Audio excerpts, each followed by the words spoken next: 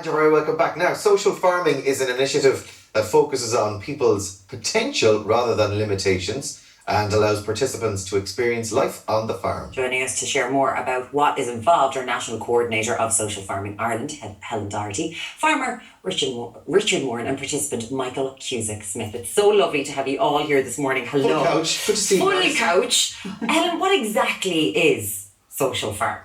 So social farming is where people with health and social care needs go out onto an ordinary working farm to spend time on that farm for the therapeutic benefit of being involved in ordinary farm activities. All right, okay, get stuck in. And what kind of regular work, getting stuck into all of it? Regular work, and it depends on the person and what they're interested in and what their capacity is.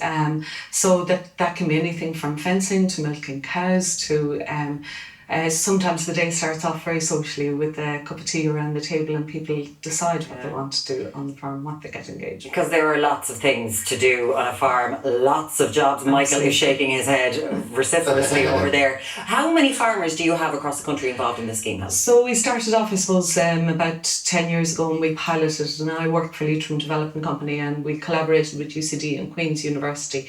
So we had started off with 10 farms in the Republic and 10 in Northern Ireland. We've built that up over the last number of years. We've about heading for 150 at the moment. 150? So, yeah. Richard, you're one of those 150 farms. You started back at the start. I did. I have a very persuasive wife, Jackie, who came back having met Helen at some agricultural show and said, listen, I've got a great idea for you. And we could really do this well on the farm, and I think our farm would be particularly well suited for it. And that was over 10 years ago, and it was a pilot program to try and develop some research to see whether this would work, how it would work, where the strengths were, where the weaknesses were, so that as the program developed, you could use the data that we built up in 10 years ago to develop the program that we're rolling out today. So yeah, we were one of the pilot farms. Yeah, and clearly it is working. There's plenty to be done. Where are you based, or where's your farm? I'm Cavan, so I wouldn't be too far from where Michael is. Right, which is okay. Great. What needs to be done? But it's a rural. We're a rural setting now. Commercial farm. We're very much mixed. We've got beef, sheep. I've got a bit of tillage as well. Forestry. So there's 1,000 different jobs that you could pick to say that you were going to do on any given day, weather related. Guys would come in at sort of 11 o'clock in the morning, and I let them dictate the pace. If they want to do something that's animal related, that's fine. If they want to do something that's machinery related, we can, they tell me what they want to do, because I've got to fit my day into their routine rather than them fitting into my routine, so to speak.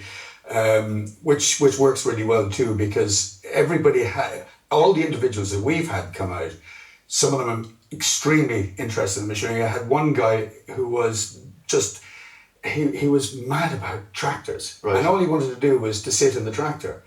And when he sat in the tractor, he was happy. In fact, I had a little tractor that was, when you put a tractor into reverse, it does that little beep beep. Yes.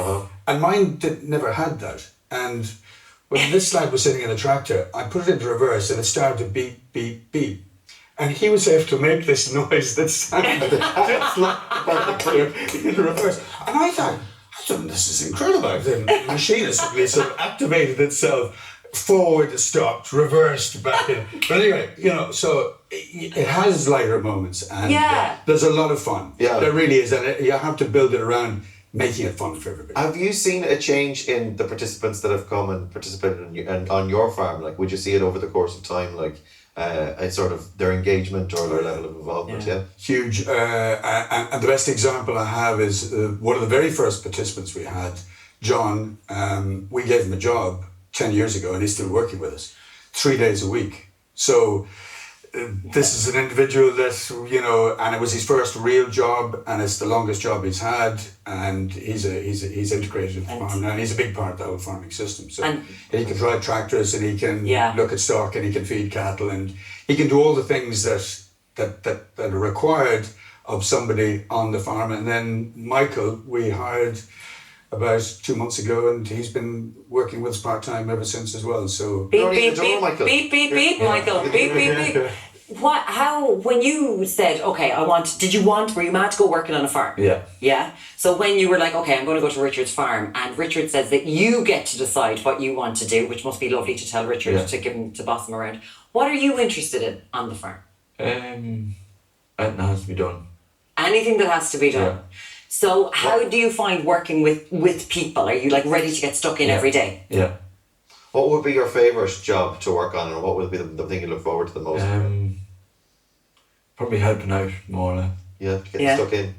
Is it the animals? Yeah, more or less. More of the animals. The animals are kind of, you have to kind of be careful with animals, because if they would run, you don't run. Let them run, and then they'll eventually run out of steam, and then they'll kind of calm down. Right, okay. That's what I do with him. I just let him run out of steam. It's like, he'll be fine, don't worry about it. Let's leave out for the run from the before we come on. Yes, true. But Richard, I'm just wondering, and Helen, from this point of view, is there a certain amount of reticence amongst farmers to invite this scheme onto their farms? Because obviously farms can be very dangerous places. They're hectic. It's a hectic lifestyle. It never stops. As you know, Jackie convinced you, but like it never stops. I'm sure she's working all the time as well. So what do you make of it, like when you talk to other farmers about it? Yes, it's not suitable for everybody. Somebody said to me, Richard, why are you social farming? Why do you do it? And I think it's one of those things in life that I fell into it. I didn't ever plan to become a social farmer. I literally fell into it, and was one of those things that when you started to do it, it was an activity that as you look back at it, you say, oh, you know what, this is actually really rewarding. This is something that's quite special. Not everybody else is doing it. Yeah. We are pioneers in a sense, and I think that when you do look back and it's all said and done, all the things that you do in your life, some of those things are going to be really valuable. And I can honestly say the social farming for me is one of those things that is really, really valuable. I'm really proud of what we've done. Yeah. Rewarding to see that. Very, very rewarding. I mean, genuinely on a profound level now, on many different levels, and I mean that. For other farmers, everybody has a commercial aspect. Yeah. Our farms have to survive, and there's a lot of work that goes into it. If you're a dairy operation, it's long hours, early starts and late finishes. Tillage, you've got a lot of machinery, and maybe it's only machinery.